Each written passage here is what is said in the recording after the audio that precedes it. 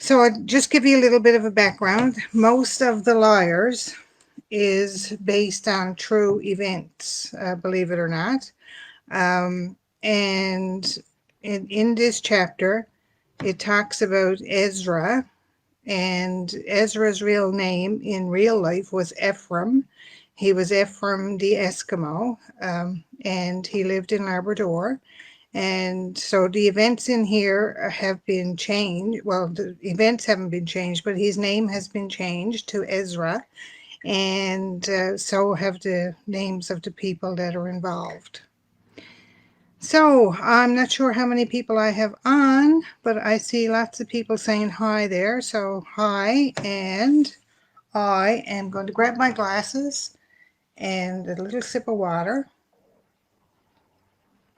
So I'm coming to you live from Batwa today. I came out to Batwa today. So here I am reading The Liars, Chapter 5 from Batwa.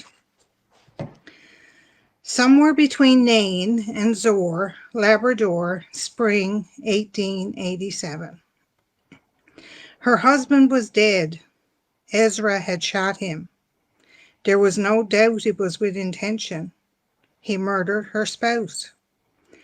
Philip fell before she heard the report. He almost dragged her to the ground with him. She staggered, but her legs kept her upright when she let him go. She followed the sound, thinking her father-in-law had somehow stumbled and the gun had gone off. Her gaze fell on the man, his stance that of a hunter, his grin that of somebody who had felled a great pointed bull. She shook her head, thinking it was a mistake, but there was no mistaking the gaping hole in her husband's back, nor the sticky, warm droplets that had hit the side of her face, and the blood that had spattered all over her sealskin coat and moccasins. Terror held her fast. The breath went out of her, and her legs gave out beneath her. She dropped beside Philip and waited for her turn to die. He startled her when he closed his bare paw hand over her mouth. "Nobody will hear you," Ezra said in a quiet whisper. She stopped screaming. She hadn't realized she'd made a sound. He pulled her away onto a rocky embankment. Her legs refused to work, and she collapsed onto the bedrock. He sat cross-legged beside her. His black, piercing eyes stared at her while she caught her breath. "You shot my husband," she stammered as she gulped for air. Fear inside her was calming as anger took over. "You killed my husband," she said, mustering a little more strength. "Yes, now we can be together." "What?" "We can be together." "Together?" "Yes. You wanted me to shoot him so we could be together." "What?" she said once again. "You accepted my courting." "Ezra, I don't understand." "I came courting when Philip was gone." "I didn't see you when Philip was away." "No, but you didn't tell him." "How do you know?" "He would have said. He has a big mouth like his mother. She's gone now, too." "What have you done?" "You know it's what you wanted." He was so matter-of-fact. Nancy almost believed he saw nothing wrong with what he had just done. Maybe he didn't. She had heard the rumors. He killed his first wife, thrown her from a cliff above their house. Now he killed her Philip, and possibly Philip's mother. "You're mine, Nancy. You will always be mine." "You killed my husband." "Yes, it's what you wanted." "Ezra, I never wanted this." "You did. You kept my gifts." "I didn't say anything to Philip so he wouldn't be angry." She regretted that now. "You wanted this." "You must be mad. I never wanted this." "You wanted this. You're my woman now." "I'm your woman now?" Nancy repeated flatly. Ezra grabbed her arm and yanked it. She yelped. He stood, went to Philip and dragged the body from the path and rolled him into a dry gully. The dead man lay face down and almost hidden beneath the overhanging limbs of a large spruce. Ezra gathered sticks and rocks and tossed them toward the body. Nancy stared transfixed. This would be her husband's grave. As Ezra moved to conceal the man she'd married, a cool breeze crossed her cheek. Run, Nancy, run. She didn't know if it was the wind or her thoughts that roused her. Her hands fell on a soggy stick as she braced herself to stand. She grabbed it and crept a short distance to where Ezra crouched, his back to her, gathering debris to cover Philip's body. With all her might, she raised the stick and brought it down upon him. Blood seeped through the matted black hair on his head, and he slumped forward. She turned and ran. First, the running was just to get somewhere else, away. She feared for her life. Nancy imagined him having her in his sights. She weaved through the naked birch to make his line of sight more difficult. She waited for the yawning hole in her back, for the pain to fell her. It didn't come. She imagined the whisper of his sealskins right behind her, and she unwittingly braced for the fall when the tackle came. But it didn't. A glance from the rise she was traversing caught no movement from Ezra where he slumped near his kill. He hadn't recovered yet, but he would be undaunted. He was an excellent tracker. It was only a matter of time before he'd be upon her. Nancy determined he would have to work for it. She had to get as far as she could and look for a place to hide. With her heart beating out of her chest, her feet seemed as if they had grown wings. Perhaps Philip was somehow carrying her in spirit. She gasped aloud at the thought. Philip was gone. Her Philip, her provider. She could hear Philip's voice on the wind. Nancy, Nancy. She followed the sound through the birch and into the spruce. The thick green boughs struck at her and beat at her face. They tripped her, but she didn't fall as she frantically and blindly ran through the brush. Nancy held up her arms to protect herself as she scampered through the forest. She grabbed the nettled limbs to keep herself upright as she plunged forward. Every step was a way. At least she hoped it was. She had heard stories of people getting lost and circling and being found dead within a few miles of their point of origin. Would she ever be found? Would her finder be Ezra? Maybe she'd killed him. Her blow could have rendered him unable to move. Was that too much to hope for? Nancy had always been wary, yet intrigued by him. She had been privy to her husband's rumors about him and his first wife. The poor young girl had been beaten senseless so often that it was a wonder it hadn't happened sooner than it had. She hadn't lasted a year. Then just a few months later, Ezra had married Philip's mother, a woman more than twice his age. Philip was livid before the wedding and was most vocal of the three sons. They had threatened Ezra about being harsh to their mother. Then she had turned on them, one by one. When Nancy went to their house with Philip, Ezra had always smiled at her and tried to talk to her. She avoided the encounter, if possible. Only for fear of what Philip would do if he lost his temper, she would have stayed away.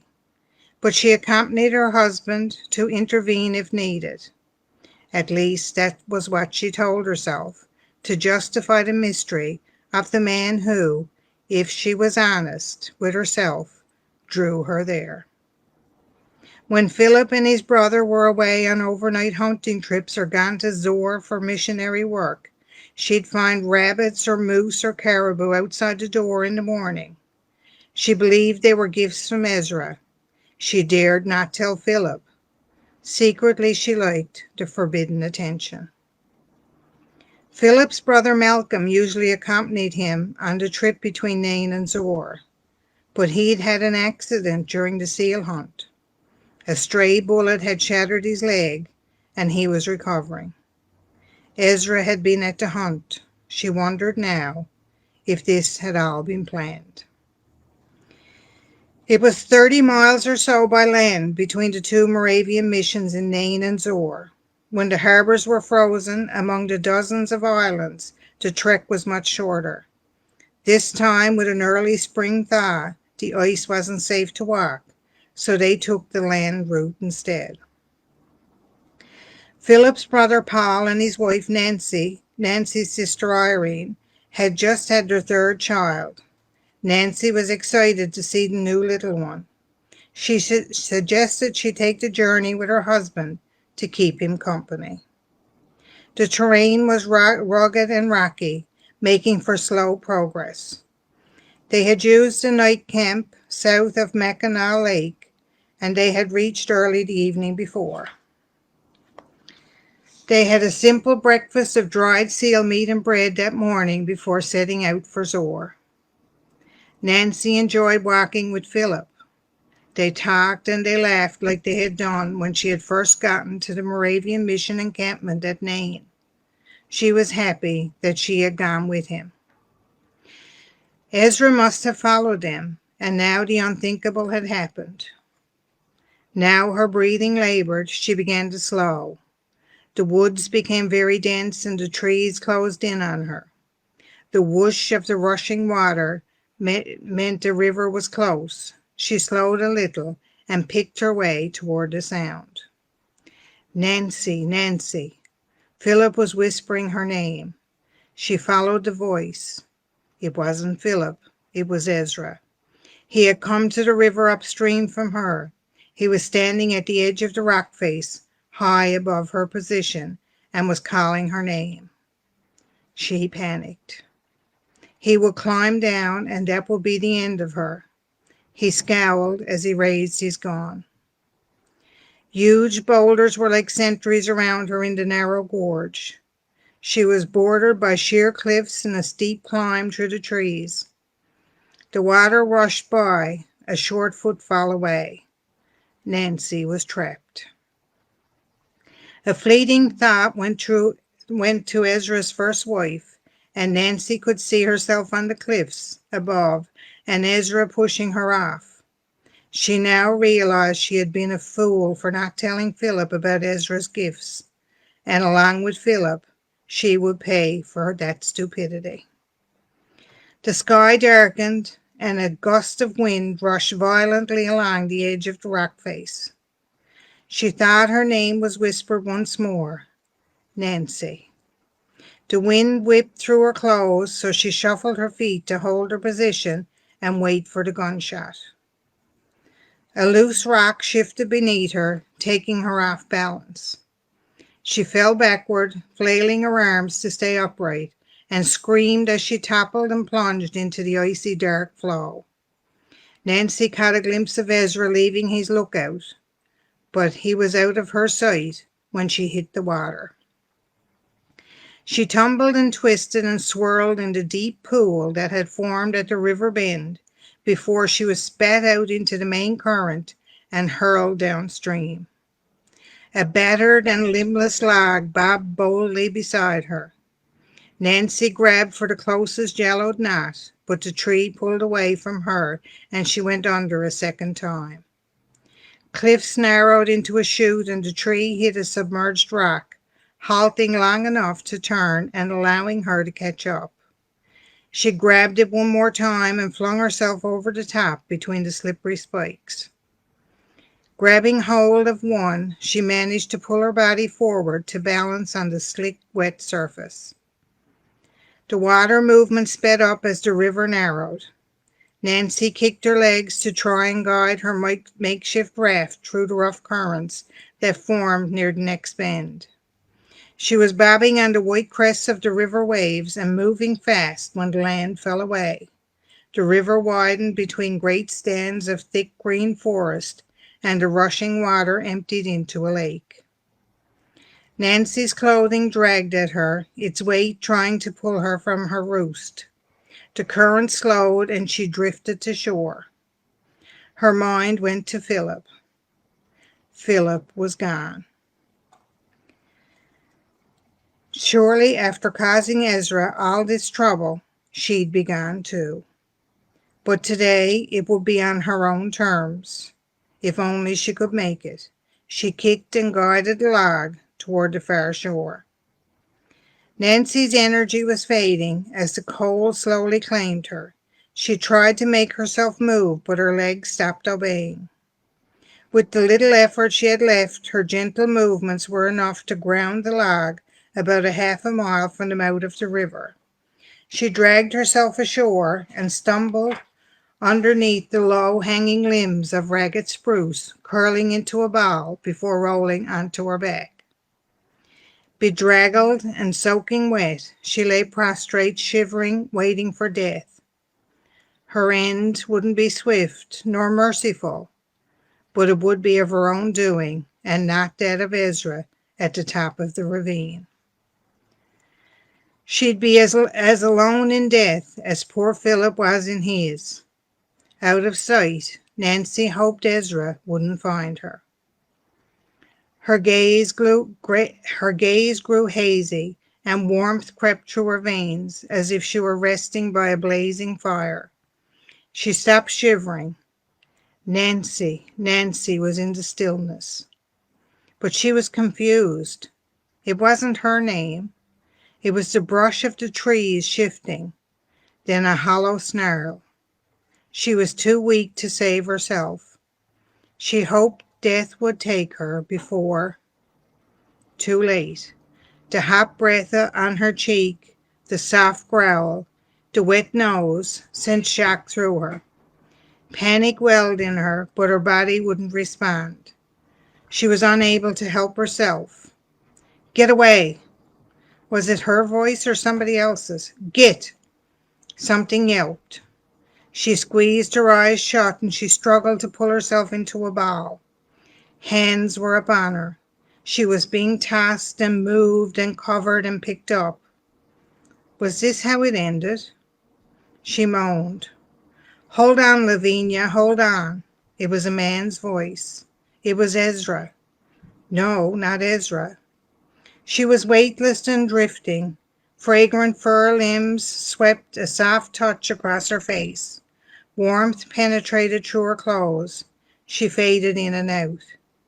Breathing became a struggle. She couldn't tell if the raspiness was hers. Nancy tried to concentrate, but the fog persisted and finally took her. So that, folks, is chapter 5 of The Liars. This book was published by Flanker Press, as was the two others, and it's a third in the series. So the first one is Being Mary Rowe, and then this is a follow-up to The Promise. So although they all can be read separately, it's probably better to read The Promise, especially before you read this one, because many of the characters, their story continues in this book.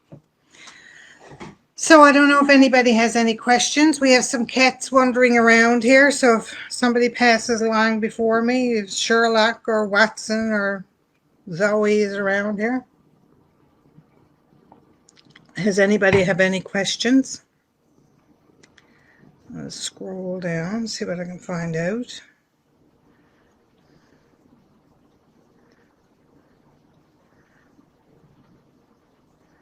I don't see. Thank you, Donna. I'm glad I'm doing the readings again. I'm glad to be back. And hi, Don. I was in Gander today, Don. And Colleen. I am in Batwa. And Martha from across the pond.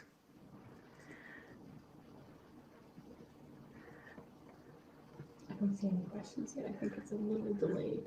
Okay, so there's a little delay. Somebody said their internet might have been out a little bit, but Ed said he's in Mount Pearl and he's good. And Dawn said she loves this book. Dawn Baker, she did a wonderful painting for me of a mama polar bear and two cubs as part of Draw the Word for the Liars. So it was beautiful. I have it actually hanging on my wall.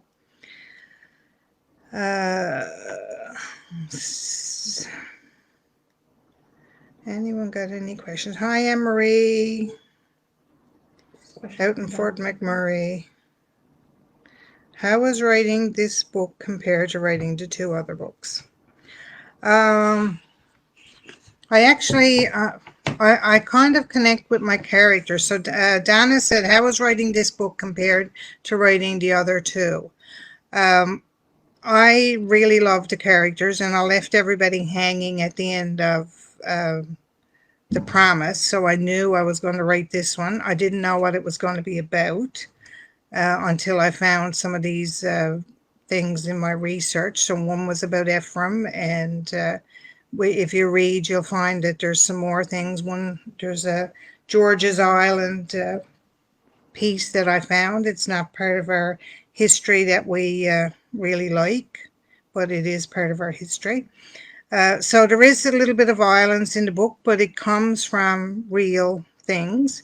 And when I had enough, I just simply sat down and wrote. I know my characters. I can get in their heads. So I wanted to finish Daniel and Eric's story.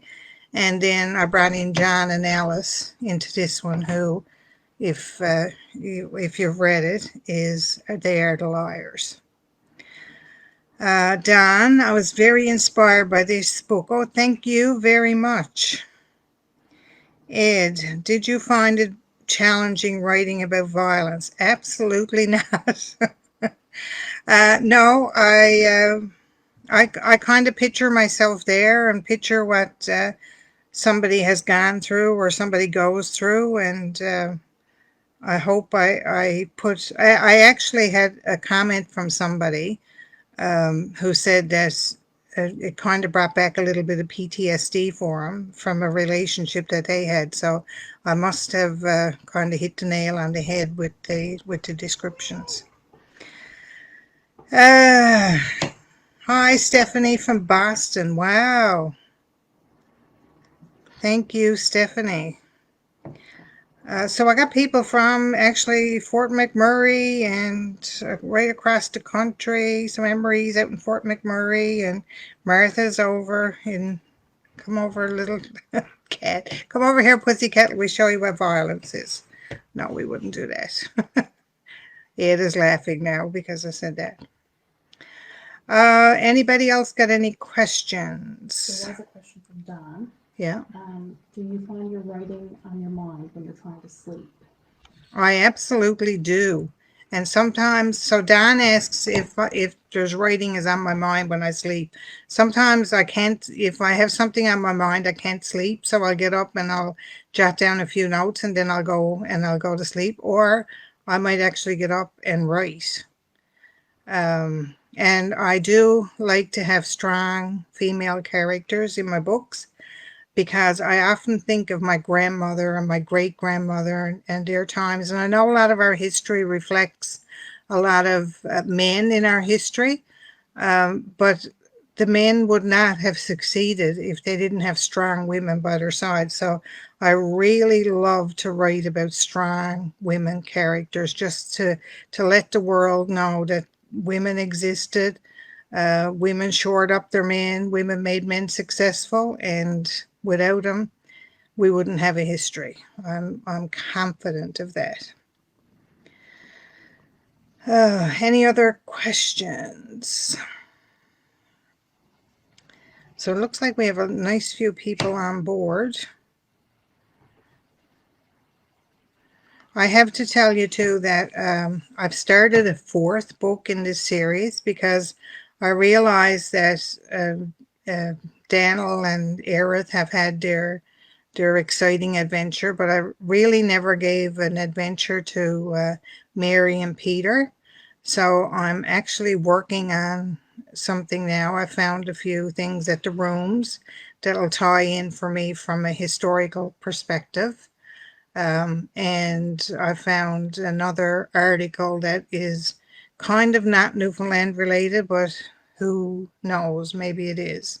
So that's where my idea came from. And so hopefully by next year, I will have another in the series, and it will be about Peter and Mary. And I think then that will be it for this bunch of people. I call this the Avalon series because there's like it's kind of St. Mary's Bay, Holyrood, and surrounding areas. So I might move on to another peninsula and start a different series. Who knows? I just got to get the information out of my out of the archives and onto paper. And I'm also, it says, what is the next book about? So I do actually have 3 books in the works, and I'm already started. So I'm started at my mom's story. I'm halfway through that. So I did some interviews with my mom, and I am writing that story. So that's going to be like a creative nonfiction. And I'm actually enjoying writing it. So I'm happy, and I'm happy to be doing it. And I have another story that's right off the wall altogether. It's not not even something that I would consider myself writing, but I'm kind of enjoying that too. So I got 3 different things on the go, and I'm hoping to clue the 3 of them up. And they're just saying yes. And Donna says you have to keep writing. Well, thank you, Donna. I said before we started tonight, I said I know that I'll have 2 people on for sure. It'll be on, and Donna Nolan will be on. And sure enough, here you are. So thank you for that. And we are 30 minutes in, so any more questions before I hit the live button? And the cats are starting to come around, so there might be some cats cross the camera and frighten me. It says, about your mom's story. What about it, Mr. Ed?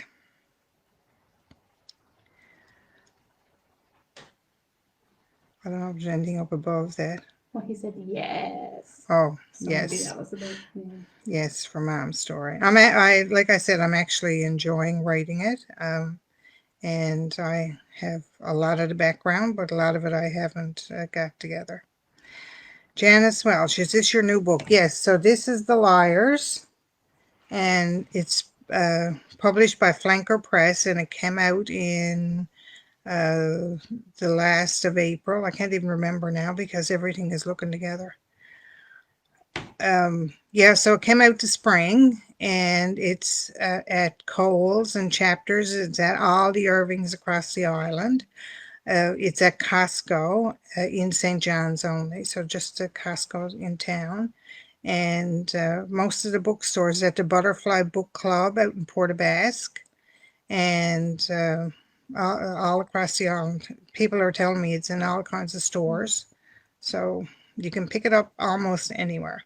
And if you can't find it, you can always contact Flanker Press, and they will send you a copy. And audiobook comes in. Can you give a brief background on what your mom's story will be about? So, mom's story is going to be about her life. Well, it's actually her life story. And it culminates 40 years after the house fire, where she lost 5 of her children. So it's about her life leading up to that tragic event, about the tragic event, and about her life afterwards. So, like I said, I did a lot of interviews with her, and I actually taped them off. So I brought her to the house. We did 3 days of interviews, and we did some laughing, and we didn't cry, which was good, And as right now, the tentative title is going to be, because this is one of her famous sayings, if I cry, I'll fill the ocean. So that is going to be the title right now, the tentative title of that. So I'm hoping to have that out next year as well. Any more questions? I don't see anything there. So thank you. I'm not sure how many people joined altogether. It ranged from 12 to 15. There's Okay. 11 now. Good. So thank you, everybody. This is going to be posted on my Facebook page as soon as I hit the end live video. It will come on. And it is, oh my God, oh my God, oh my God. Ed, you're such a wuss. I will be letting you read this first. Thank you, Janice. Janice says she loves my book, so thank you. And I'm looking forward to writing Peter and Mary's story, like I said.